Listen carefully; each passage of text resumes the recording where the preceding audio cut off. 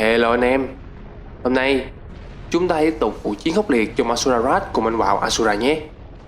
Ở tập trước, Deus sau khi thấy đánh không lại thì đã chơi dơ, hấp thu năng lượng từ Ramastra, và con nhện vàng cũng bắt đầu lộ ra ý đồ của mình. Hãy cùng xem anh Wow sẽ phải chiến đấu như thế nào, và đừng quên bật CC để xem tiếng Việt nhé.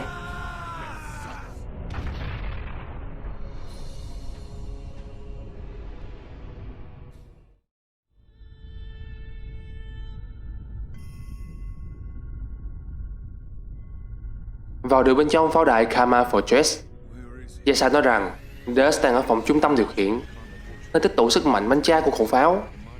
Và tại nơi đó, anh Quạo cũng sẽ tìm thấy Mitra.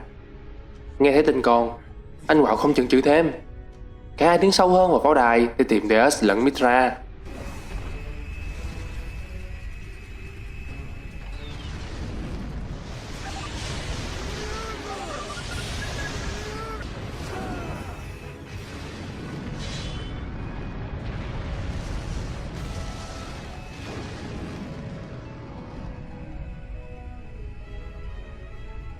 What is this place?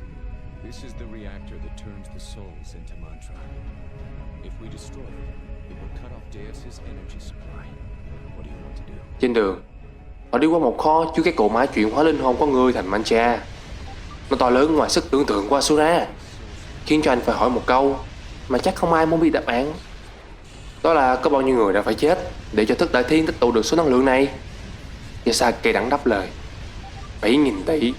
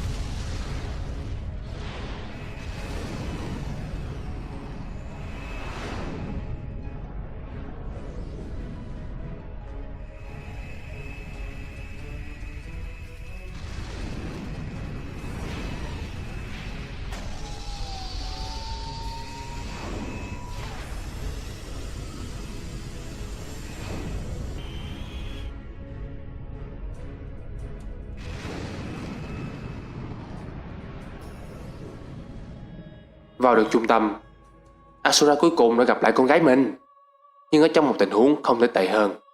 Vì Mitra đang bị treo lơ lửng bởi các sợi dây phép thuật. Asura lao xuống tàu bay muốn cứu lấy cô bé, nhưng Deus đã xuất hiện cản trở.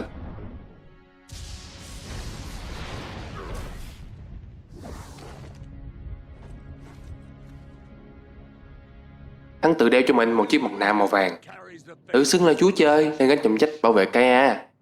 Còn Asura và Yasa sẽ phải bỏ mạng tại đây trong hôm nay vì dám chống lại hắn. Và thế là trận đấu 1 chọi 2 lại tiếp tục.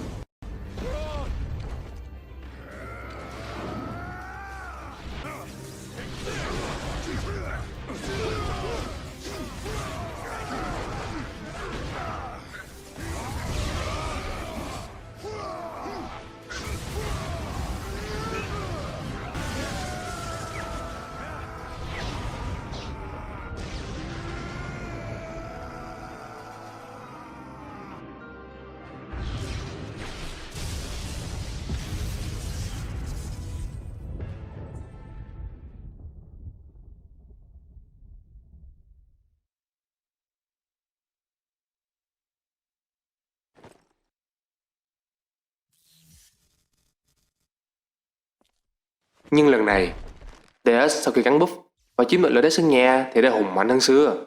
Phải nói là khủng bố. Hắn dễ dàng đánh bật các đòn combo của hai anh em, rồi Deus đập liên tục lên đầu của Asura dưới chân mình. Tuy nhiên, bấy nhiêu đó sức mạnh thôi thì vẫn chưa thỏa mãn được hắn ta. Hắn hút thêm sức mạnh mantra từ Mitra, khiến cô phải thét lên vì đau đớn. Điều này khiến cho Asura càng thêm nổi quạo. Và càng tức, sức mạnh của anh càng gia tăng. Có thể nói, Deus vừa có một pha chơi ngu cực mạnh.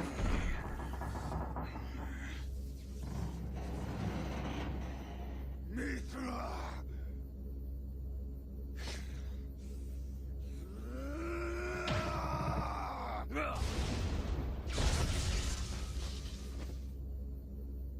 How many souls must suffer before you are satisfied? As many as it takes to save the world. Enough!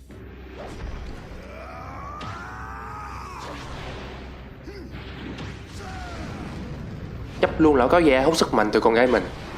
Asura lần này đọ ngang sức với hắn. Và xong hồi đậu đá. Cũng như lần trước đối với Yasa, Deus tự tin đứng yên lãnh đòn của Asura. Lão khiêu khích anh rằng nếu như không thích thế thì hãy tự tay đi cứu Kaia đi. Và chỉ vài giây sau thôi thì lão sẽ ước rằng mình không gáy sớm như vậy. Chấp nhận lời thách thức, Asura lao vào tung một đòn với toàn bộ sức mạnh, đấm tan chiếc mặt nạ vàng và tóc ao lão xuống sàn. Sau đó toàn bộ sức mạnh bánh cha trong người Deus đều thoát ra khỏi cơ thể của hắn, chấm dứt mối liên kết cộng sinh giữa hắn và Mithra, trả lại sự tự do cho cô.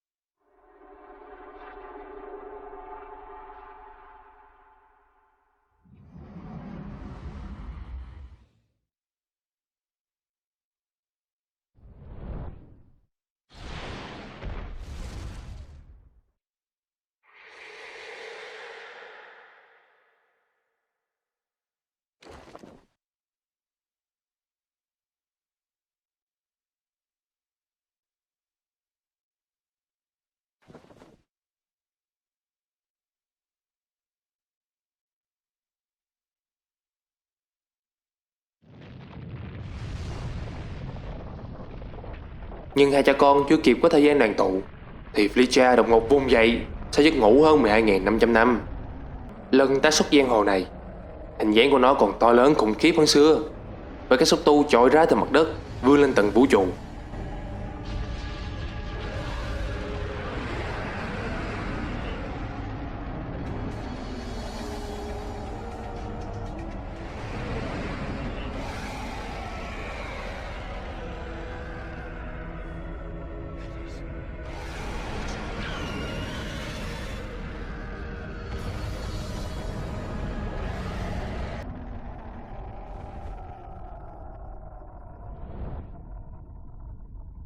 So, you have power.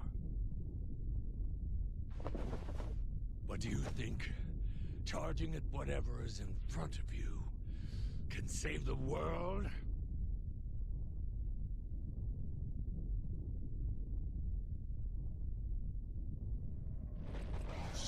Với hơi sức cuối cùng, Deus vẫn cắn rằng nhưng việc lão ta làm là đúng. Nhưng bây giờ thì cơ hội đánh bại Fleecha đã không còn. Dần tan biến đi, lời cuối mà lão nói ra vẫn là cái chấp niệm cứng đầu của mình. Chỉ có ta mới có thể đánh bại Fleecha.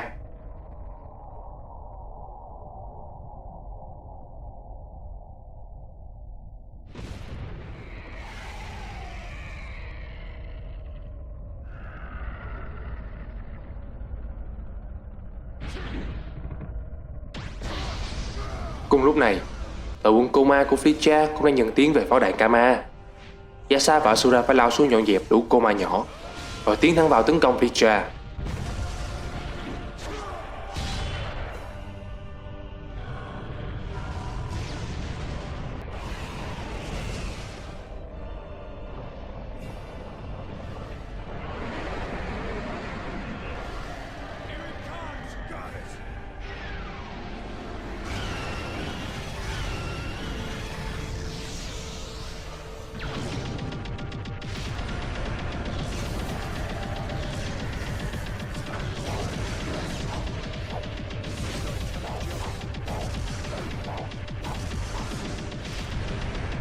phối hợp ăn ý như hình với bóng. Hai huynh đệ kề vào sát cánh, đánh tan tất cả mọi đòn tấn công của Fleischer, rồi phải còn lại gây thiệt hại cho các xúc tu xung quanh. Yasa đề nghị Asura không nên quá tốn sức với chúng, mà hãy nhắm thẳng vào miệng nó. Đồng ý với chiến lược này, cả hai cùng lao vào, nhưng Fleischer đã niềm nở chào đón họ với một cú chưởng cực mạnh, đánh bật tung cả hai và làm tan nát 4 cánh tay của Asura.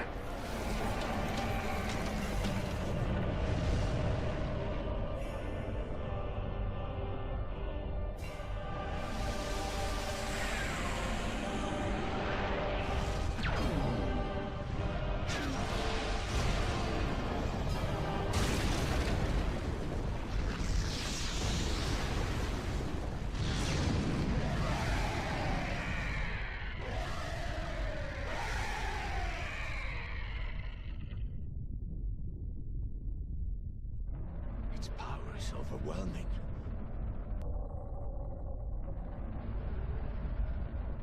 Chứng kiến được sức mạnh kinh hoàng của Fleischer, Mithra trên Kama Fortress lo sợ cho tính mạng của cha và chú mình. Cô đã dùng hết sức mạnh mantra của mình để truyền cho cả hai. Cô chỉ hy vọng một điều là hãy chiến thắng.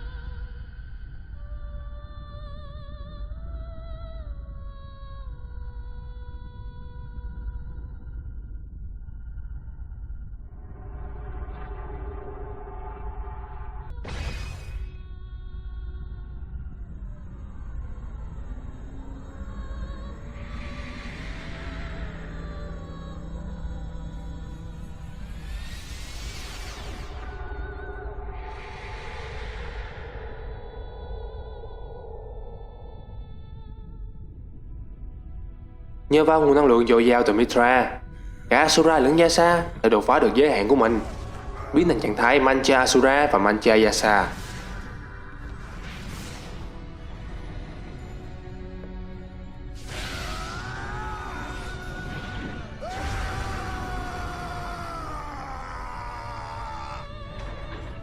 Với cú buff cực mạnh này, cả hai thứ lại một lần nữa lao thẳng vào miệng của Fleischer.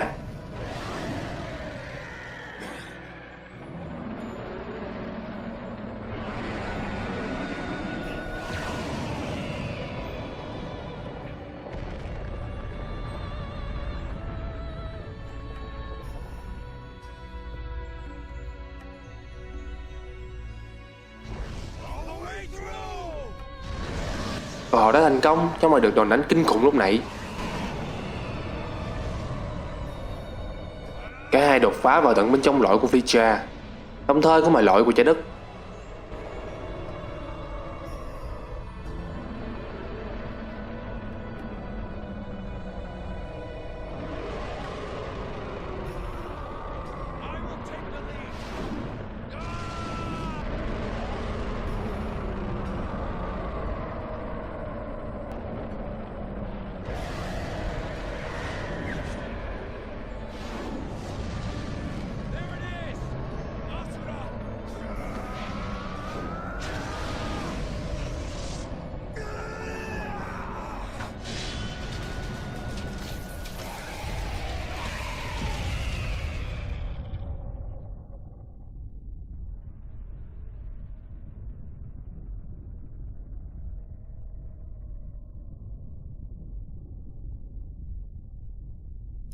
Tại đó, họ đụng độ một con quái vật tượng trưng cho sự phẫn nộ của Kaia. Hình dạng của nó gần như giống hệt Asura lúc anh hóa điên và mất đi ý thức của mình.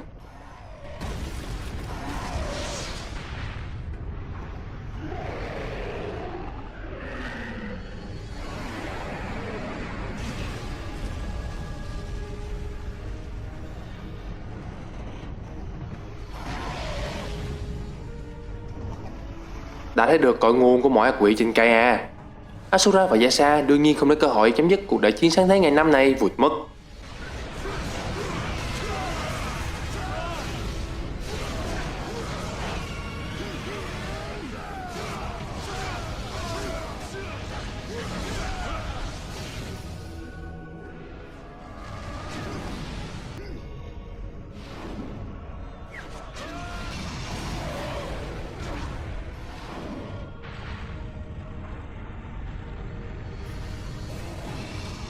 không để cho con quái lộng hành. Hai anh em hợp sức tung đòn kết liễu, và khi nó gục xuống đã tạo ra một vụ nổ kinh hoàng chưa từng có, xuất phát từ cái lỗi hắc ám đó.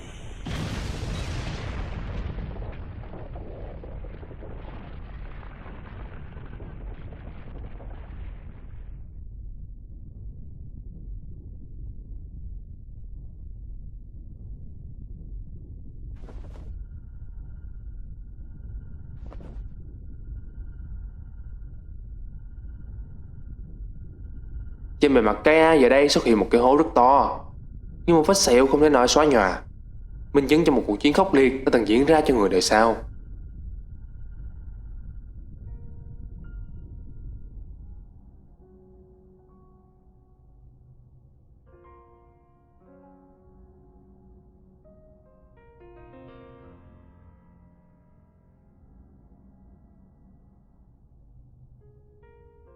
Bị hất tung ra vũ trụ bởi vụ nổ, Yasa và Asura cảm thấy nhẹ nhõm khi kẻ thù đáng sợ nhất nay đã không còn. All over. I don't know. Well, is your wrath gone? I said I don't know. I see. Let us go. Mithra is waiting.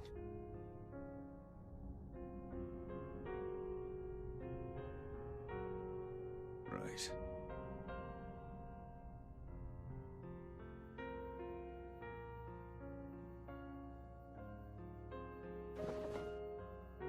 Father.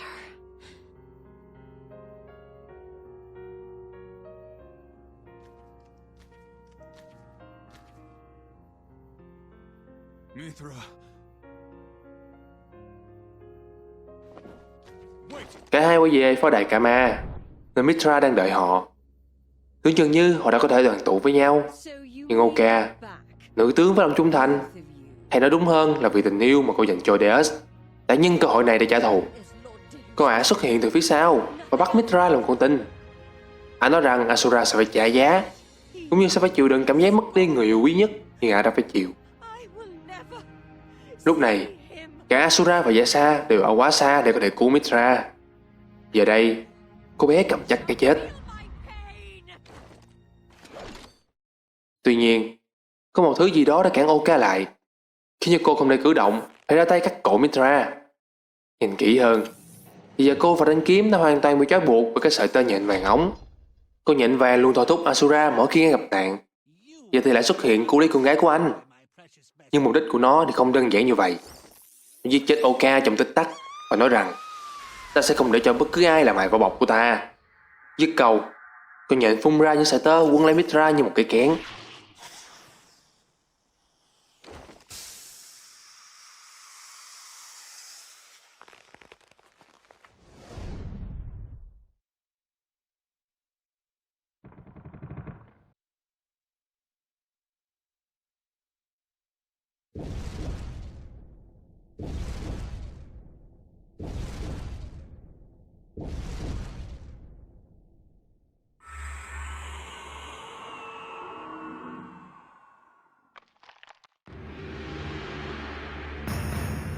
Rồi giống như từ nhộng biến thành bướm, Mithra bước ra khỏi cái nhện với mái tóc vàng óng như siêu xe da và tự xưng mình là Chakravatin, chuyển luân vương, vị chúa đích thực và là người tạo ra mantra, khơi nguồn của tất cả.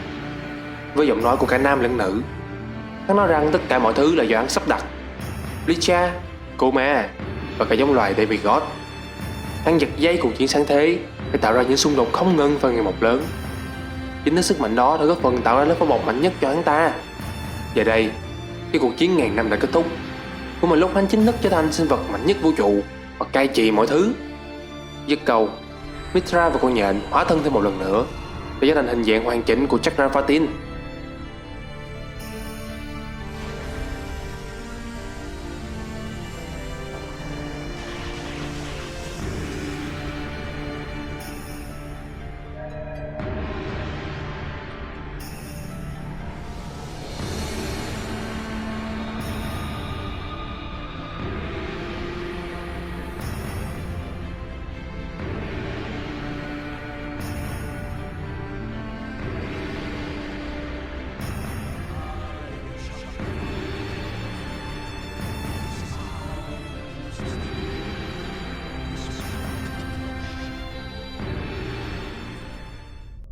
hắn ta mời Asura, người đã góp công vô cùng lớn trong việc giúp hắn hoàn tất kế hoạch của mình, cùng chúng ta xây dựng lại thế giới mới này. Receive the mantra's power, and with it, create a new world order. Nhưng khi biết được chân tướng của mọi việc, Asura và cái tên cục súc của mình đã bắt đầu quạo lên. Trong khi Yasa thì đang bàng hoàng và cố gắng xử lý cái thông tin, hay đúng hơn là cú lừa thế kỷ này. Anh Wow quả quyết: ngươi là nguyên nhân của tất cả, ngươi mới là người ta cần phải giết. Bất chấp là vào tấn công thực thể mạnh nhất vũ trụ, Asura dễ dàng phải đánh bật ra lại.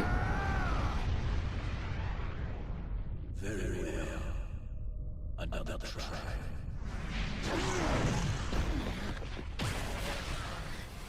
Anh Wow lại kích hoạt trạng thái Mancha Asura và lao lên một lần nữa, dù biết đây là một trận đọ sức vô cùng lệch kèo.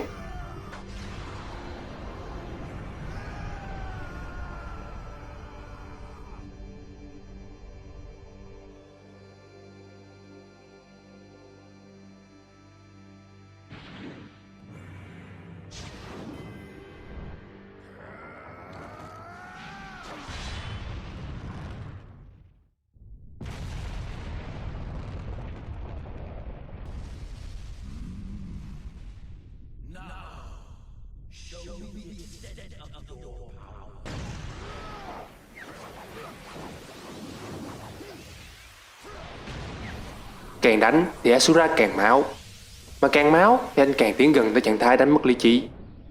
Con gái của anh mặc dù đang bị giam trong một quả cầu, nhưng vẫn cảm nhận được điều này.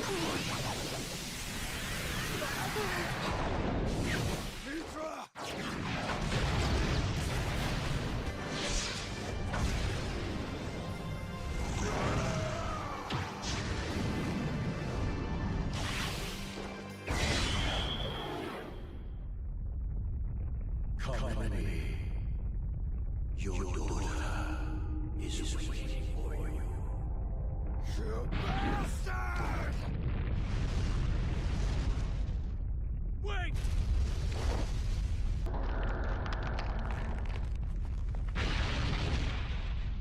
Forgive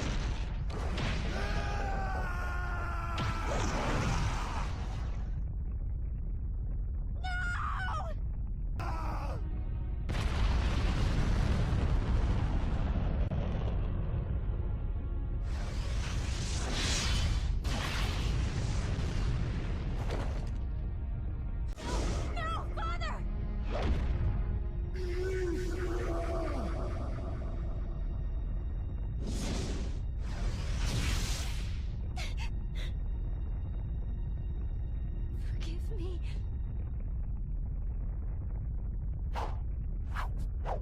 Vì không muốn cha mình phải chết do cái đói cục súc của ông, cô cố gắng sử dụng sức mạnh Mancha của mình đẩy lùi anh Wow bay về Gaia. Yasa đuổi theo để đỡ Asura. Trong lúc đó, Mithra cũng phải xin chú mình hãy bảo vệ cho anh. Care of my father. But Sau bao nhiêu lần cà khịa, cuối cùng con nhân vai nó lộ ra dã tâm của mình. Nhưng lần này, sự chênh lệch sức mạnh là quá lớn. Liệu anh Wow có đủ Wow để đánh bại tà ác thân này và giải cứu vũ trụ cũng như con gái mình hay không? Chúng ta hãy cùng xem cuộc chiến cuối cùng ở tập sau nhé.